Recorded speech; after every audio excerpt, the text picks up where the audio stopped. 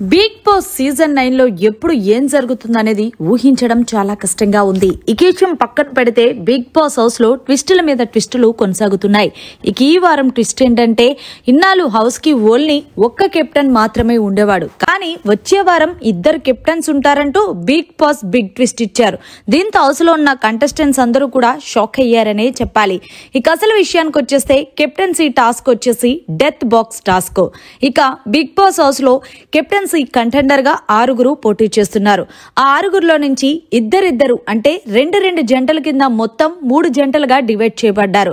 ఇక రమ్య ఆయిషా ఒక టీము, సుమన్ గౌరవ్ ఒక టీము, మాధురి శ్రీనివాస ఒక టీము. అయితే ఈ టాస్క్ ఏంటంటే ఒకరు డెత్ బాక్స్ లో ఉంటారు. అయితే ఆ డెత్ బాక్స్ కీ ఎక్కడున్నదనేది యువతల వైపు ఉన్న మరొక కంటెస్టెంట్ నెతికి ఫాస్ట్ గా ఎవరైతే ఆ బాక్స్ ని లాక్ చేసి డెత్ బాక్స్ లో ఉన్న కంటెస్టెంట్స్ ని బయటికి ఎవరు తీసుకొస్తే వాళ్లే ఈ టాస్క్ లో విజేతగా నిలిచి 7వ వారానికి ఇద్దరు కెప్టెన్ గా నియమించబడతారంటూ బిగ్ బాస్ తెలియజేశారు. అయితే అందరికంటే ఫాస్ట్ గా చాలా బాగా గేమ్ ఆడింది Gaurav. So finally Gaurav team గెలవటంతో సుమన్ శెట్టి, గౌరవ్ వీళ్ళిద్దరూ కూడా 7వ వారానికి డబుల్ కెప్టెన్ గా ఎంపికయ్యారు.